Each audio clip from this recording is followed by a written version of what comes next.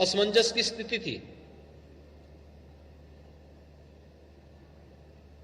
लोग ये नहीं समझ पा रहे थे कि देश जा कहां रहा है। सीमाएं असुरक्षित थी, जिसकी मर्जी आती थी वो घुसपैठ करता था। किसी भी क्षेत्र में कोई दिशा नहीं थी और दुनिया के अंदर भारत के पासपोर्ट की कोई कीमत नहीं थी। कोई मान्यता नहीं देने को तैयार था। आज एक नेतृत्व के स्वरूप में भारत के अंदर भी जनविश्वास का प्रतीक बनता है, भारत की सीमाओं को भी सुरक्षित करता है और दुनिया के अंदर भारत का गौरव किस रूप में पुनर्स्थापित करता है। आज प्रधानमंत्री मोदी जी की दुनिया के अंदर होने वाली विजिट को अगर आप देखें, उसकी तुलना करें, तो आज आपको देखने को मिलता होगा कि दुनिया के अंदर भारत के पासपोर्ट का गौरव बढ़ा है, उसका एक कीमत बढ़ी है, लोगों ने उसको मान्यता देना प्रारंभ किया है। प्रवासी भारतीयों के साथ जब संवाद करते हैं तो वे लोग भी इस बात को मानते हैं कि हां, अब हमें सम्मान मिलता है। दुनिया के किसी भी देश में हम जाते हैं या जिन देशों में रह रहे हैं, हमें सम्मान मिलता है। अगर समाज का हर व्यक्ति अपने अपने दायित्वों का निर्वहन अपने अपने क्षेत्र में करने लग जाए, क्यों नहीं हो सकता? प्रधानमंत्री जी ने इसके लिए उस समय हमें पंचप्रण दिए थे, हर देशवासी को। देश को आत्मनिर्भरता के लक्ष्य को प्रदान करने के लिए, एक विकसित भारत की परिकल्पना को साकार करने के लिए हमें कैसे आगे बढ़ाना है, उन्होंने देशवासियों को कहा कि इन 5 बातों को आप अपने जीवन का हिस्सा बना लीजिए। आप देश के प्रति अपनी सेवाओं को देने में सफल हो पाएंगे। यह चूंकि शिक्षण संस्थान से जुड़ा हुआ कार्य है, यह समागम है और इस समागम के माध्यम से हम सबको इस बारे में सोचना होगा। कभी दुनिया के सबसे प्रतिष्ठित संस्थान भारत में हुआ करते थे।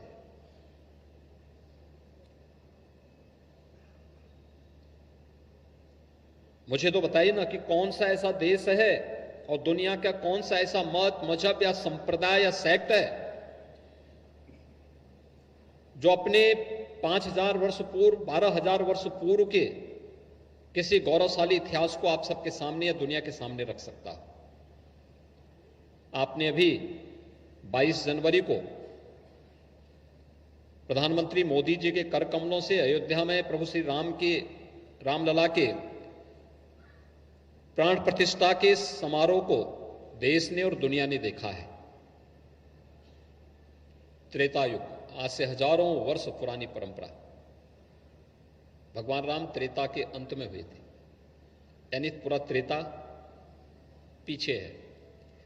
उससे पहले का युग और भी है और न जाने कितने ऐसे युग बीत चुके हैं, लेकिन हम उस परंपरा के वाहक बने हुए हैं। हमारे पास इतिहास हमारे ग्रंथों के माध्यम से, हमारी श्रवण परंपरा के माध्यम से, हमारे वैदिक परंपरा के माध्यम से, वैदिक ग्रंथों के माध्यम से, हमारे शास्त्रों के माध्यम से, हमारी स्मृतियों के माध्यम से, हमारे पुराणों के माध्यम से हमारे पास मौजूद है।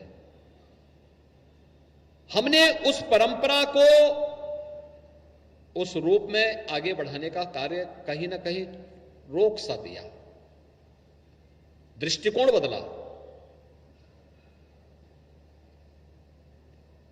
अपना जो था हमने उस पर गौरव की अनुभूति करने की बजाय उसको हेत से देखा और जो पराय था उसको महत्व देना प्रारंभ किया।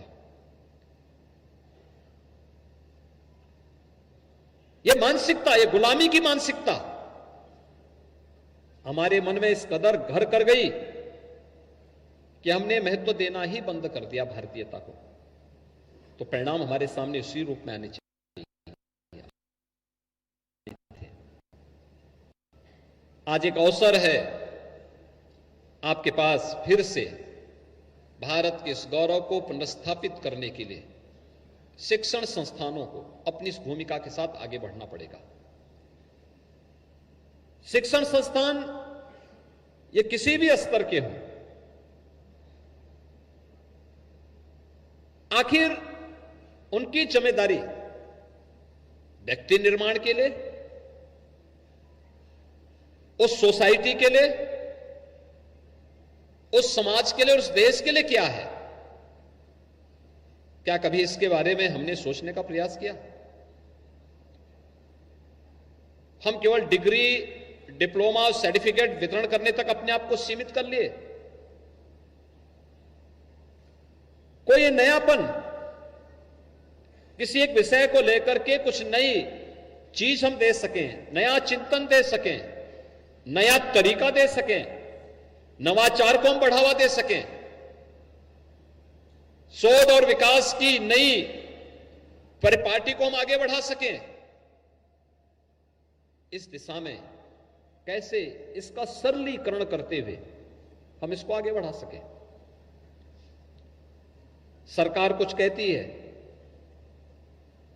ऐसे लगता है सरकार की चीजों को जब तक हम पाठ्यक्रम का हिस्सा ना बना दें तब तक शिक्षण संस्थान उससे वैराग्य ही धारण किए रहते हैं, एक दूरी बनाए रखते हैं। सरकार के कार्यक्रम लोकहित के लिए होते हैं,